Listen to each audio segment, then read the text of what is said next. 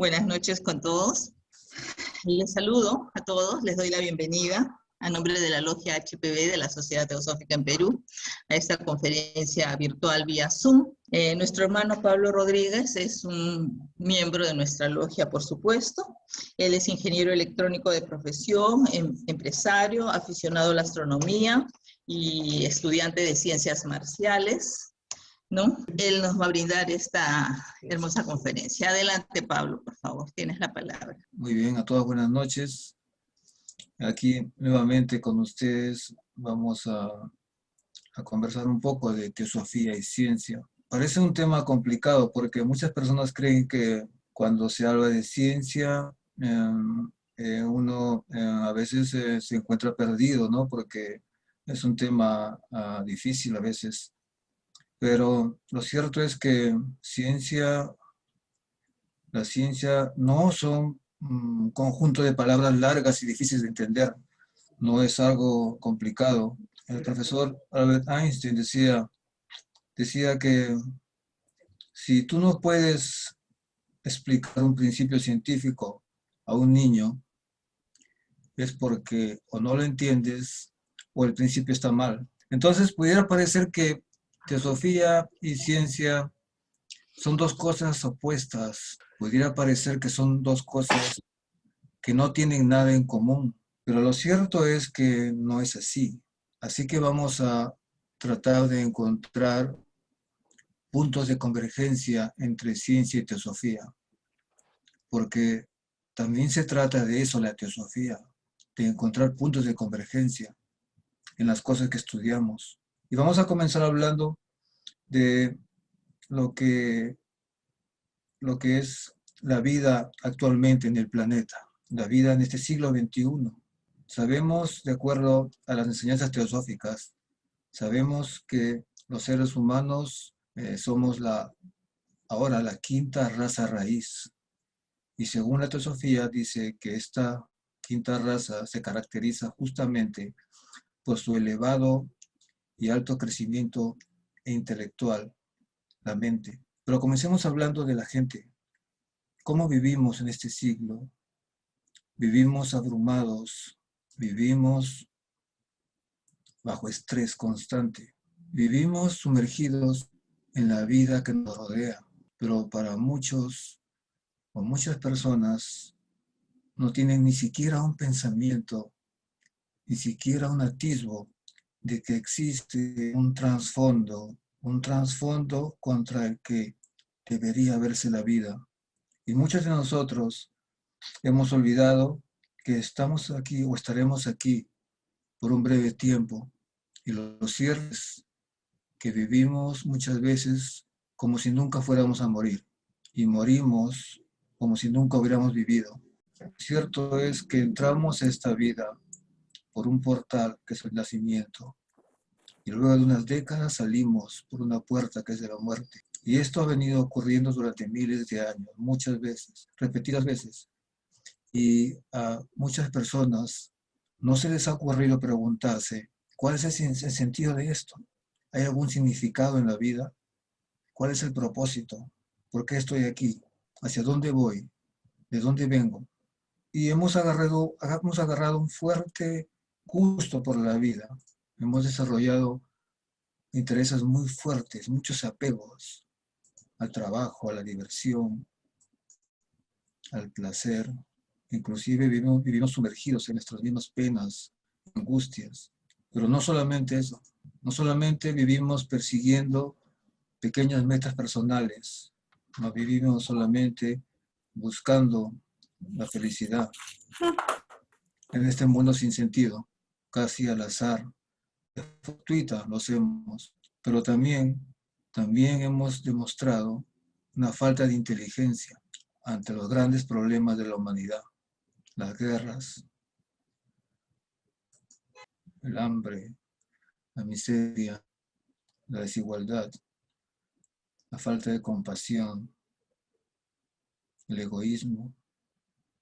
Vivimos en un planeta que está globalmente contaminado. Y ahora el gran problema, las epidemias. Y vivimos así, con una carencia total de principios. No sabemos qué camino tomar, estamos desorientados. Y encima de todo esto, hay una vaga idea en las personas, gente, una vaga idea de lo que es el bienestar. La ciencia y tecnología dicen, desarrollar bienestar, desarrollamos y creamos riqueza. ¿Qué bienestar? ¿A qué costo? ¿Cuál es nuestro futuro? Y vivimos sumergidos en esta vida llena de instrumentos, tecnología, teléfonos, computadoras, la era de la digitalización, y somos vulnerables porque nuestra vida cotidiana está supeditada a esto, a este conocimiento científico, a esta tecnología. Nadie puede estar ahora desconectado de Internet. Un niño sin Internet no es nadie. Ahora, piénsenlo. Entonces, yo les pregunto, ¿saber de ciencia? ¿Debe ocuparnos por saber más de ciencia? No, no, claro, no hablo de que a un nivel científico o de investigación, a un nivel general. ¿Ustedes qué piensan? Yo pienso que sí, que las personas deberían comenzar a preguntarse cómo funciona esto, cómo funciona el otro, cuánta radiación emite un microondas en una cocina, por ejemplo. ¿Por qué? Porque este conocimiento va a afectar tu vida, va a afectar tu trabajo, va a afectar tu posición en la sociedad, va a afectar tu salud. Y década a década, la ciencia y tecnología va desarrollándose en forma exponencial. Y no lo podemos negar, han hecho grandes descubrimientos, brillantes descubrimientos. Los secretos del átomo que han sido descubiertos, increíbles profundidades que han alcanzado los astrónomos investigando los cielos, o la caza de microbios, para el control de enfermedades. Es verdad, pero mucha gente es ingenua pensando que la ciencia y la tecnología va a resolver todos los problemas de la humanidad. ¿Y qué pasará? Con el tiempo tendremos un cielo sin Dios en la tierra y hay malas noticias. Nos enfrentamos a la proliferación nuclear. Los residuos radiactivos de las plantas nucleares no están donde deberían estar, bajo tierra, a varios kilómetros. No sé por qué no lo hacen. ¿Es costos acaso de producción? Nos enfrentamos a la manipulación genética, la biotecnología fuera de control. Además nos enfrentamos al cambio climático, el calentamiento global. Cada vez hay más tormentas, cada vez hay hambrunas, sequías. Cada año los casquetes polares se hacen 1% más delgados. Hay más tormentas que antes. ¿Qué es lo que pasa? ¿Qué es lo que falta? ¿Qué está ocurriendo? Preguntemos, ¿por qué suceden estas cosas? Muchos científicos creen que la ciencia es éticamente neutral, como un martillo que puede hacer el bien y el mal. Pero muchos científicos creen también que no es así. No debe ser así. Supuestamente, ciencia y tecnología deben desarrollar bienestar a la humanidad, no a unos cuantos. ¿Y qué es exactamente lo que falta entonces? ¿Qué falta? Si la ciencia es conocimiento de los hechos de la existencia y de las leyes de la naturaleza, ¿qué falta? ¿Por qué el planeta está como está. Platón, cuando hablaba de la sabiduría, él decía, la sabiduría es el conocimiento dotado de alma. ¿Será eso lo que le falta a la ciencia? ¿Le falta el alma? Es por eso que tenemos una sin conciencia. Imaginen una ciencia con sabiduría, un conocimiento dado de alma. ¿Y a qué se refiere con alma? Cuando decía eso Platón. Y cuando hablo de alma, visualizo el mundo interno, visualizo las profundidades y las riquezas internas en el hombre. Vamos a hacer una comparación de lo que ha estado ocurriendo, un paralelo. Vamos a imaginar todos que vamos a viajar en el tiempo, 200 años, en el año 1821. Solamente 200 años, no es mucho. Solo 200 años. ¿Cómo era la vida? ¿Cómo era nuestra ciudad? El lugar donde vivíamos. Mis ancestros, por supuesto. Imagínense que nos acercamos a la ventana. Me acerco a la ventana y ¿qué es lo que voy a ver? Tal vez algunos caballos, las calles polvorientas, con estiércol. Si tienes suerte, verías una carreta. ¿Y cómo hacías para hablar? Tenías que gritar, no había otra manera. Esto era hace 200 años nada más, no es mucho tiempo. Y la ciencia comenzó y tecnología comenzaron a desarrollar vertiginosamente, década a década, rápidamente. Fue oleadas, muy rápidas. La primera oleada, la energía eléctrica, perdón, la energía térmica. Los técnicos de esa época encontraron la manera de sacarle energía al vapor, a la motora. La segunda oleada, electricidad y magnetismo. De pronto las ciudades estaban iluminadas. Había televisores, había radios, teléfonos, telégrafo. La tercera oleada, ordenadores, las computadoras, el rayo láser, la energía nuclear, el internet. Y ahora nos enfrentamos a la cuarta oleada. ¿Cuál creen que es la cuarta oleada? La inteligencia artificial, la biotecnología. Todo es conocimiento superficial. Son las olas de un gran océano. ¿Qué falta? ¿Qué falta a las personas? Sabemos que falta respuestas a las preguntas, a los misterios de la vida, pero sabemos que según la teosofía, sabemos que la percepción de las profundas verdades de la vida no dependen de la razón, ni dependen del ejercicio de la mente inferior del intelecto, no.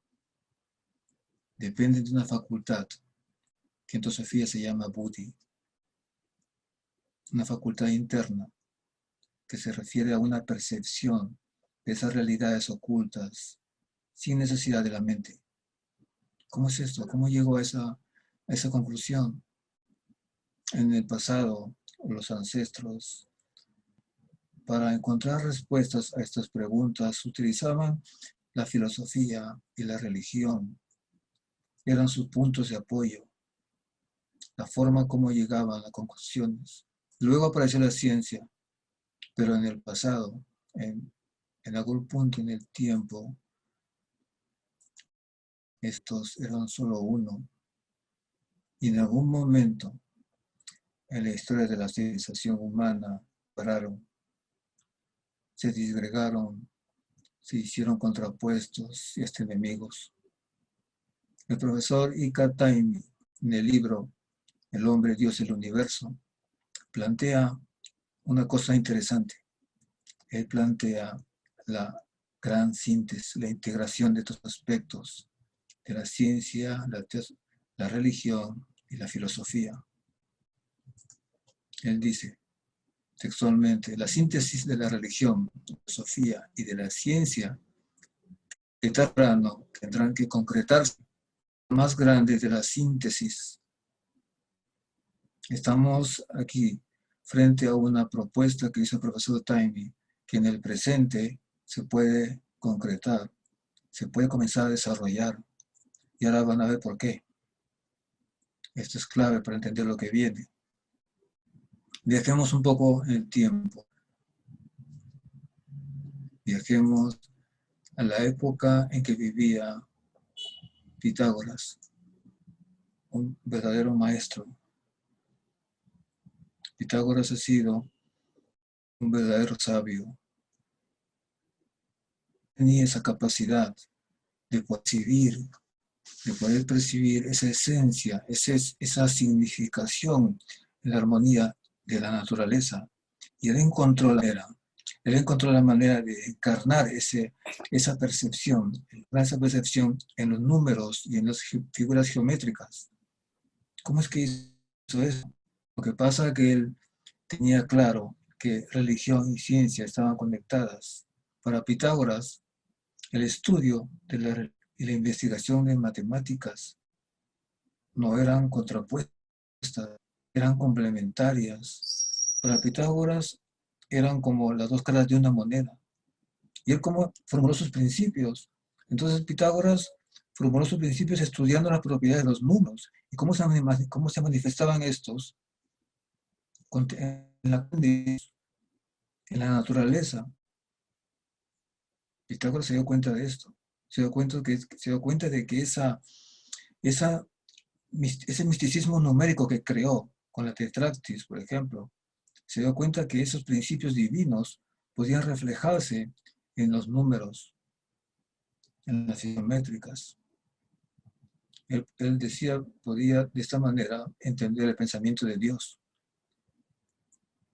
Y más adelante vamos a retomar a Pitágoras, de cómo es clave lo que hizo la tetractis, es clave en la integración que plantea Taimi, la integración de filosofía, ciencia y religión. Pitágoras vivió más o menos como en el año 500 a.C. Y más o menos en el año 300 a.C. se creó la Biblioteca de Alejandría. Y la menciono porque es importante.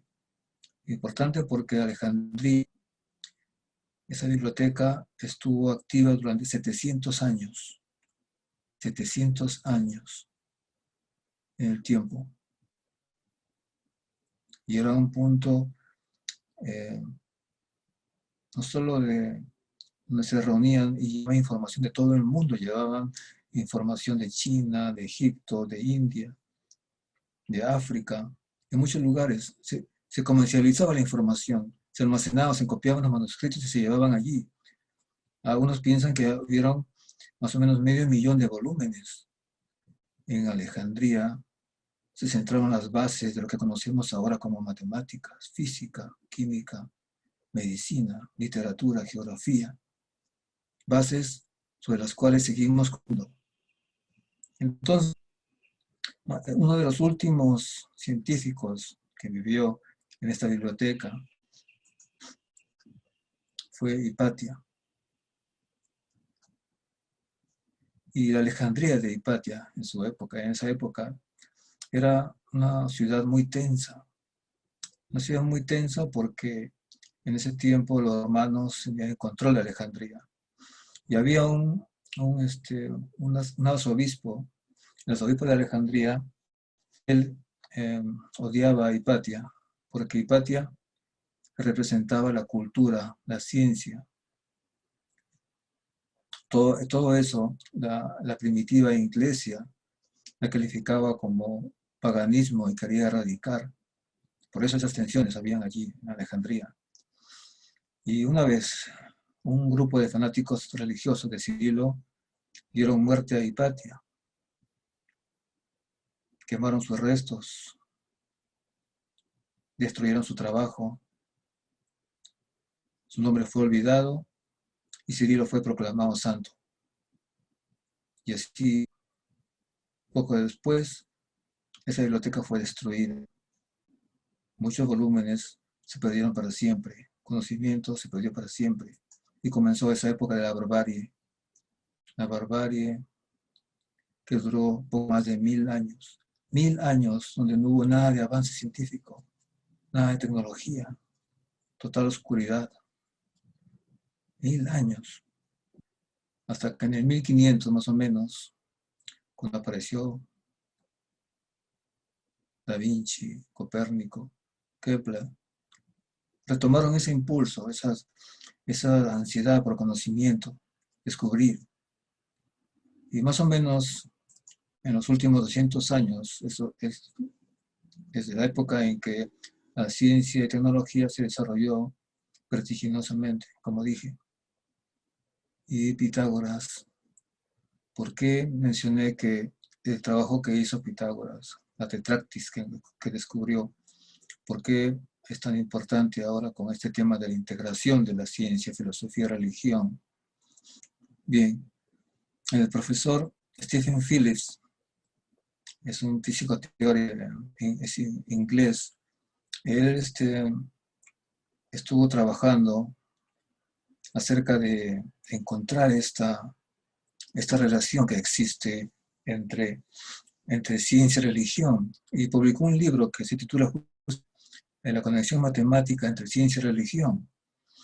Y en ese libro él ha desarrollado, digamos, ha encontrado correspondencias entre, digamos, esta tetractis de Pitágoras y mucho conocimiento y simbolismo de la sabiduría ancestral.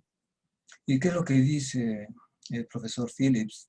Él dice que en el pasado ese misticismo, esas religiones que existían, tenían una dificultad para digamos, encontrar en profundidad los secretos del mundo interno. Él decía que las religiones o el misticismo antiguo se creaban por esas personas que estaban en esa cultura y condicionaban de alguna manera ese conocimiento. Eran, claro, los símbolos e ideas que creaban estaban familiarizadas con ellos.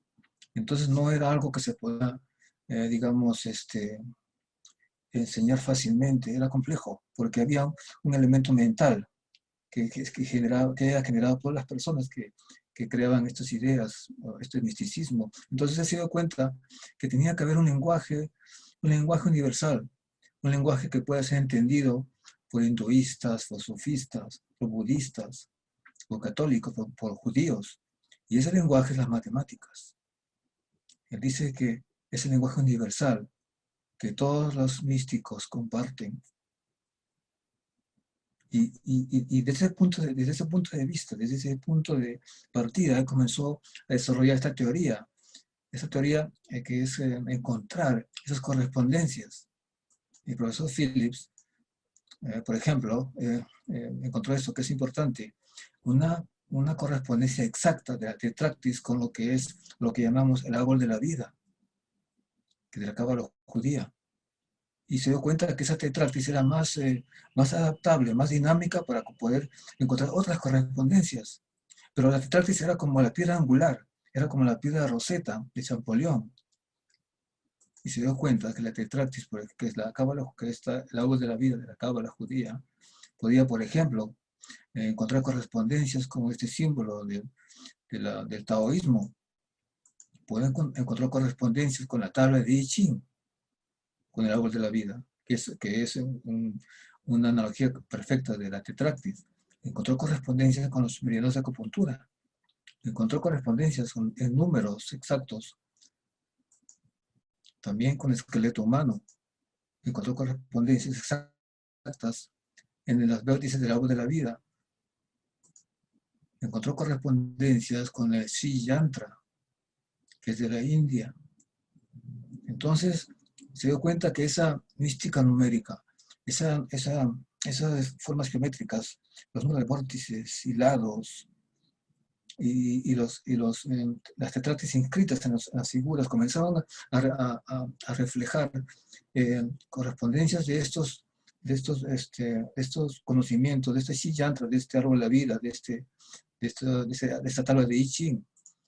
Pero lo más importante que él dice que encontró, o que es fundamental para esta integración, o esta síntesis de la ciencia, tecnología, ciencia, filosofía y religión, es lo que encontraron los investigadores teósofos Annie Besant y Leadbeater.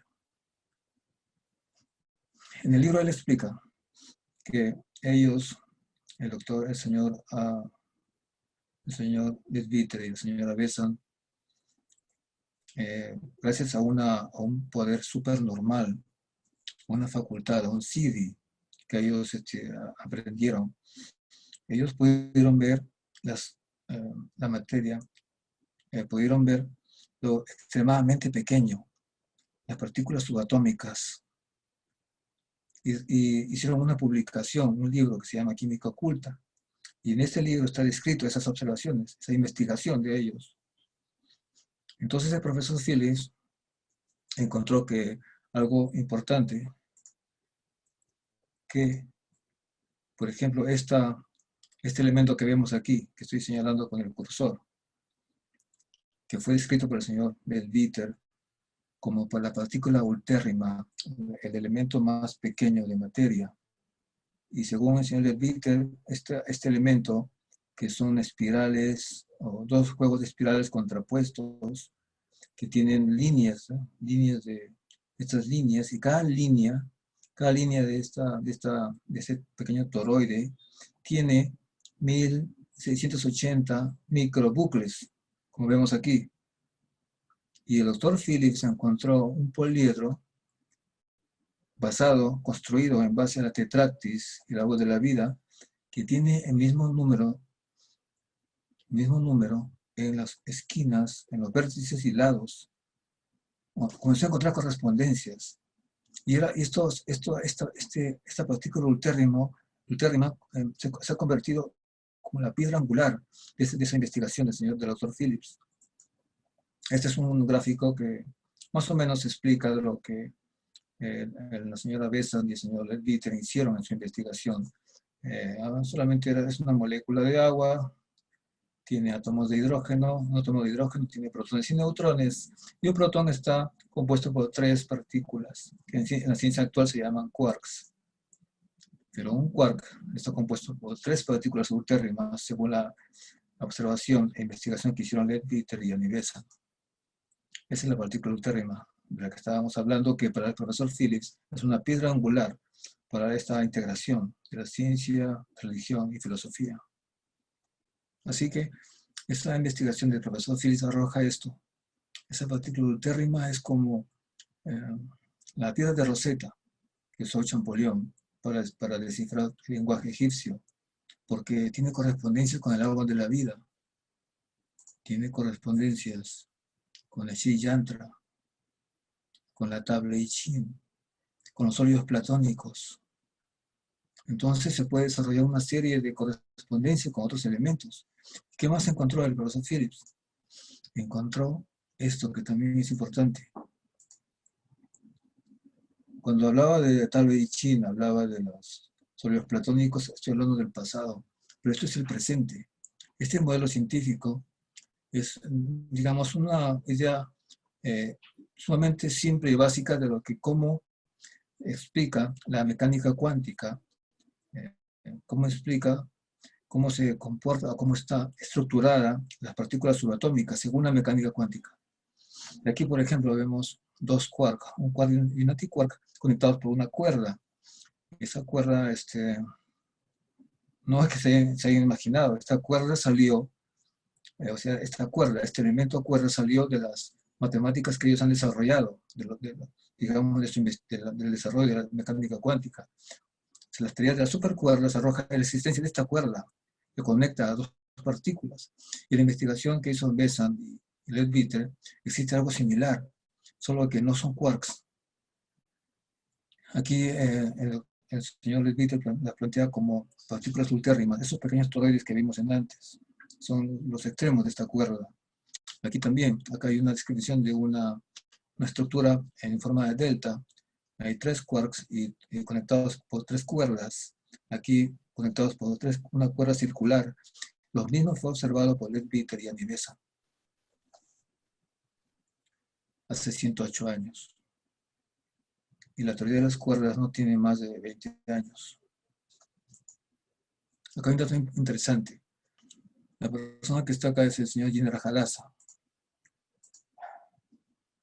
Pero antes debo decir que en la investigación que hizo Leadbeater y Annie Besant en el libro Química Oculta, hay una tabla que hicieron los investigadores, teósofos Leadbeater y Annie Besant, donde se indican específicamente los números y pesos atómicos de los elementos que estaban investigando. Pero ellos hicieron esa tabla de acuerdo a sus investigaciones de esa visión de lo increíblemente pequeño. Y esta tabla de los pesos atómicos y números atómicos fue hecha mucho, mucho antes de que se descubriera o se formara esta famosa tabla de Mendeleev de los elementos que conocemos en química. Fue mucho antes. Pero cuando se publicó Química Oculta, ya después de unos años, el señor Jinra Hadassah llevó la información de un elemento que no figuraba en la tabla de química contemporánea de la física en esa época. Era el elemento que Leadbeater llamaba el metaneón. Es un gas radiactivo que ellos, con la visión que ellos tenían, esa visión, ese poder extrasensorial, esa visión de lo increíblemente pequeño, ellos pudieron observar y ver y calificar el número atómico y peso atómico de ese elemento. Pero es desconocido por la ciencia actual. Entonces, Jinra Hadassah llegó esta información a este señor, el Francis Aston. Es un físico inglés. Bueno, le llegó la información y el señor Aston tuvo ahí esa información de ese nuevo elemento que no conocía la ciencia. Y luego de un tiempo, en el año 1922, le ganó el premio Nobel de Química, justamente por el descubrimiento de este nuevo elemento que era llamado el metaneón. Pero ¿qué pasó? Después, muchos años después, hubo un historiador de física, un doctor llamado Jeff Hughes. Ese historiador se dio cuenta y descubrió que este señor Aston había utilizado esta información que le dio Jinra Hadassah y los datos que estaban en el libro de Química Oculta como pistas para encontrar más información de este gas y así publicar el trabajo y ganar el premio Nobel. ¿Se dan cuenta? En los años 40, este señor Aston escribió un recibo, un documento que lo mandó con su ayudante, al señor Jinra Hadassah, diciéndole que por favor que se lleve todo lo que le había dejado, que no le interesaba la teosofía. Imagínense. Bien, eso fue como una anécdota. No me importa además, no me importa ahora. ¿Qué más? ¿Recuerdan cuando dije que había científicos que pensaban que la ciencia es éticamente neutra, moralmente neutra, que puede ser para el bien o para el mal? Bueno, el asunto es que vemos aquí al doctor, a la derecha, el doctor Ivan Alexander. Él es un neurocirujano norteamericano. Hace algunos años él tuvo lo que llamamos una experiencia cercana a la muerte. Y como resultado él escribió este libro, que se puede comprar acá. Bien. El doctor Ivan Alexander dio una conferencia en la Sociedad Teosófica en Estados Unidos. Y en esa conferencia él, digamos, contó su experiencia de qué fue lo que pasó, cómo fue la experiencia cercana a la muerte. Y lo hizo con lujo de detalles, emocionado. Y no voy a contar todo porque es muy larga la historia, pero digamos que él hizo una especie de apertura, un despertar, una expansión de la conciencia. Y él relata que, por ejemplo, que él dice, cuando él era joven, él era algo religioso. Su padre era creyente, era también médico. Y él cuenta que cuando se hizo ya estudiante universitario, se hizo médico, dejó todo eso, ya no quería, no pensaba en nada religioso, se apartó de eso y se volvió totalmente escéptico, se hizo un científico muy reconocido, un neurocirujano reconocido, y eh, cuenta que él estaba trabajando en una investigación de una nueva tecnología para la neurocirugía y tuvo que viajar a Tel Aviv, a Israel, a trabajar en un hospital por unos 7 días haciendo este aparato, esta tecnología nueva. Y él cuenta que él regresó a los Estados Unidos luego de un par de semanas y que estando ya en su casa, una mañana, un lunes en la mañana, se da cuenta que se levantó con un dolor fuertísimo en la cabeza, un dolor fuertísimo en la espalda, a nivel de la médula espinal, y que fue tan fuerte el dolor que se desmayó. Estuvo semi inconsciente. Su hijo llamó a emergencias y él así entre consciente e inconsciente pensaba, uy, ¿qué van a decir mis colegas? Me van a ver llegar a emergencia en mi hospital. La cosa que llegó casi inconsciente y entró en coma. Eso era un lunes. Los médicos intentaron ver qué cosa tenía, qué había pasado, por qué ese dolor, y resulta que él tenía una meningitis así brutal, eh, fulminante parece, porque tenía infectado todo el cerebro, la médula espinal. No sé si fue el martes o miércoles, pero los médicos declararon que estaba cerebralmente muerto, en estado vegetativo. Su cerebro ya no estaba, ya no respondía. Una máquina lo estaba manteniendo en vida. Y como el jueves más o menos, parece que los médicos llamaron a la familia y le dijeron que el doctor Iben Alexander ya no iba a regresar, que estaba con antibióticos aún, luchando contra la bacteria, y que posiblemente esté 1 o 2 meses así en ese estado y iba a morir de todas maneras. Entonces los médicos recomendaron que se deje de darle los antibióticos para el tratamiento y pueda morir tranquilamente. Y él cuenta que él sintió esa preocupación de la familia, sintió ese tipo esa sensación de miedo, de dolor, y fue cuando regresó a su cuerpo. Pero en el tiempo, en los 7 días que él estuvo en ese estado, él estuvo viviendo una experiencia en otro mundo, con otras personas, en otro espacio, y él lo recuerda vívidamente. Entonces, cuando él volvió a su cuerpo, creo que fue el sábado o el viernes, él volvió, entonces los médicos se sorprendieron que había una respuesta de su cerebro, se estaba activando. ¿Qué pasa? Los médicos comenzaron a tratarlo y a la semana ya más o menos él comenzó ya a estar ya consciente y a hablar. Y entonces los médicos cuando vieron que ya podía hablar, le dijeron que no entendían cómo es que él había regresado cuando ya estuvo su cerebro muerto durante varios días. Estaba en estado vegetativo, era imposible que él pudiera volver, porque estaba muerto el cerebro, no entendían. Y el doctor Ira Alexander él explica eh, que él también se sorprende de que no solamente haya recuperado la conciencia, sino que también se ha dado cuenta que se dio cuenta que pudo, que con lo que él trajo de ese mundo, pudo sanar su cuerpo. Eso no es muy claro, no lo explica muy bien. La cosa es que, acá viene lo importante, la cosa es que como él era un científico, una persona que era escéptica, una persona que era material, ¿no? Todo era ciencia, y de pronto se entera de que su cerebro estaba muerto. Entonces, según la ciencia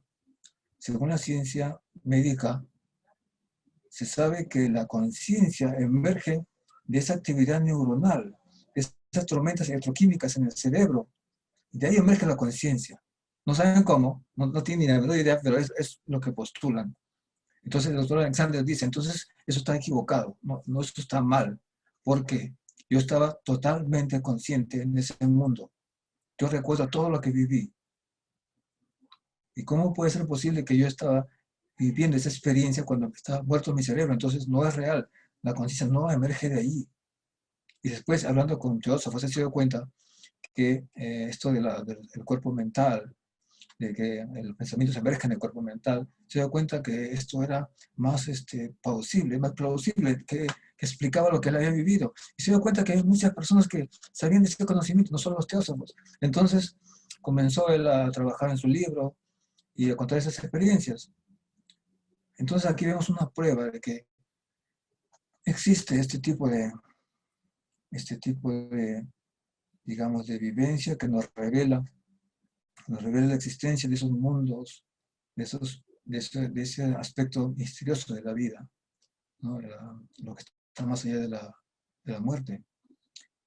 No solamente esta historia nos revela que la ciencia no debe, que solamente cree que lo que conoce, cree que todo ese conocimiento eh, es lo que importa y lo más fundamental, ¿no? Y que lo interno, el mundo interno no depende de ese conocimiento que es superficial.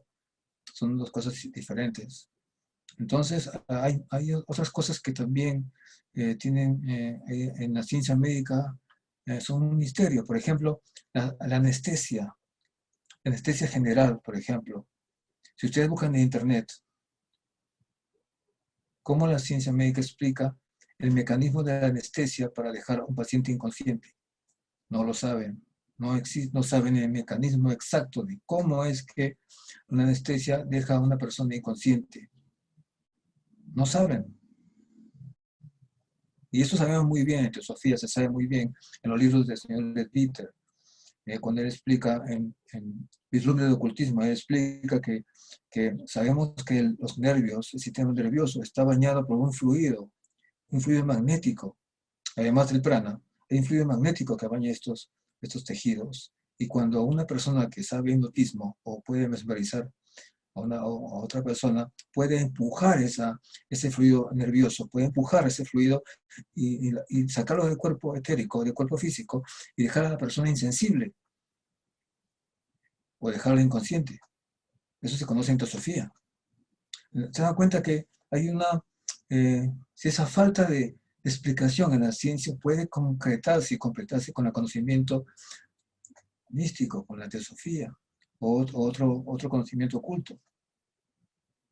Entonces solamente falta integrarla, falta hacer esa síntesis. Pero eso no depende solamente de los teósofos o los místicos. Depende de que los científicos abran sus mentes, como lo hizo el doctor Irving Alexander. Entonces, también tenemos este asunto que es un poco más complicado de explicar.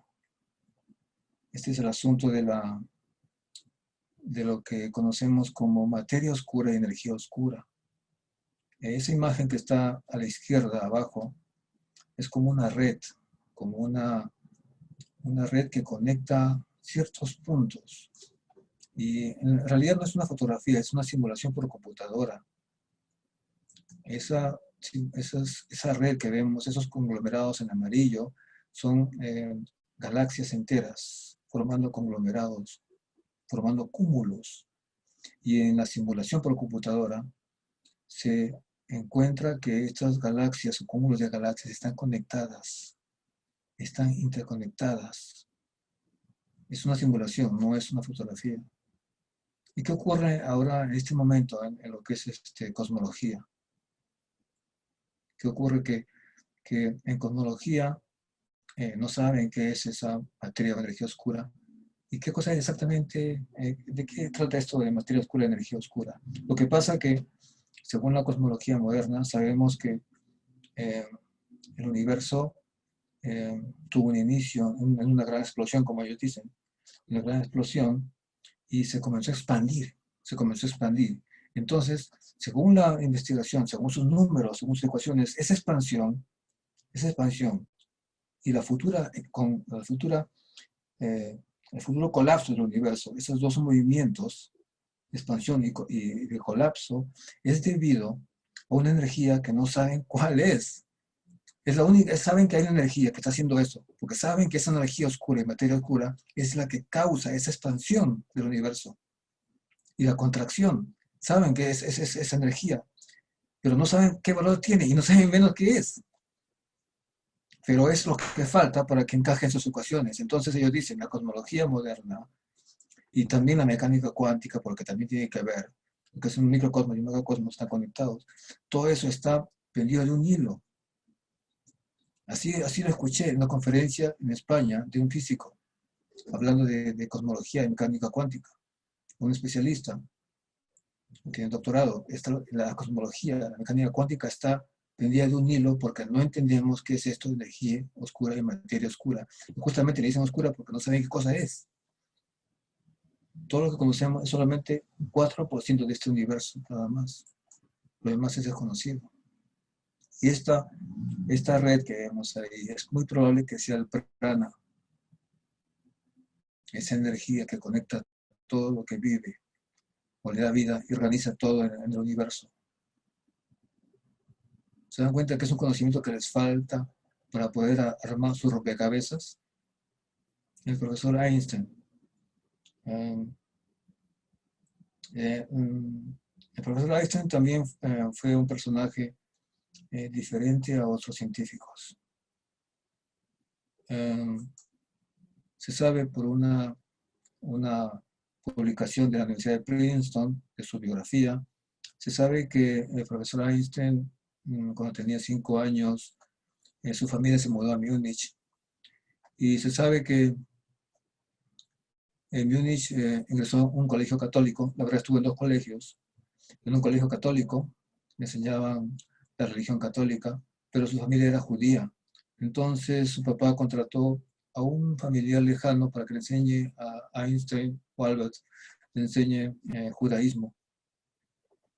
Y el joven Einstein se sabe que él abrazó esas 2 corrientes, esas 2 influencias que hablan de la religión. Él abrazó esas 2 influencias y tomó lo sustancial.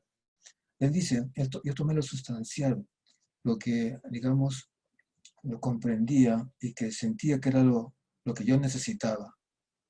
El profesor Einstein, eso está en el libro que aparece en la publicación de la Universidad de Princeton, y luego cuando él, después de que desarrolló la teoría de la relatividad, en sus trabajos de investigación en la gravedad y el espacio y el tiempo, él estuvo en medio de una tormenta. Era el surgimiento de la mecánica cuántica en ese entonces.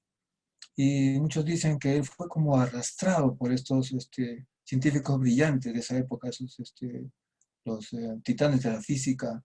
Le vemos a la izquierda una mujer, la única mujer es Marie Curie, la científica. Ahí está el profesor Niels Bohr, está Schrödinger, está Dirac, está Max Planck y muchos otros. Entonces Einstein no estaba de acuerdo con esa teoría de la mecánica cuántica, porque esa teoría, digamos que casi a la fuerza se concretó, se formó, pero basada en probabilidades. Y Einstein decía, Dios no juega a los dados. Bueno, de todas formas, yo pienso que él no aceptó nunca la teoría. Einstein decía que esa convicción profundamente emocional de la presencia de un poder superior de razonamiento que se revela en el universo incomprensible, forma una idea de Dios. Miren con atención este video. Nun werde ich euch beweisen, dass Gott, wenn es ihn gibt, böse ist. Hat Gott alles, was existiert, erschaffen? Wenn Gott alles erschaffen hat, dann hat er auch das Böse geschaffen. Das bedeutet, Gott ist böse. Herr Professor, existiert Kälte? Was für eine Frage soll das sein? Natürlich existiert die Kälte. War euch noch nie kalt? Nein, in der Tat, Herr Professor, die Kälte existiert nicht. Nach den Gesetzen der Physik ist das, was wir als kalt empfinden, nur das Fehlen von Wärme. Und existiert Dunkelheit, Herr Professor? Selbstverständlich existiert sie. Nein, sie ist nur das Fehlen von Licht. Wir können das Licht messen, aber die Dunkelheit nicht. Das Böse existiert nicht, genau wie die Kälte und die Dunkelheit. Gott hat das Böse nicht geschaffen. Es ist das Ergebnis dessen, was Gottes Hand noch nicht berührt hat.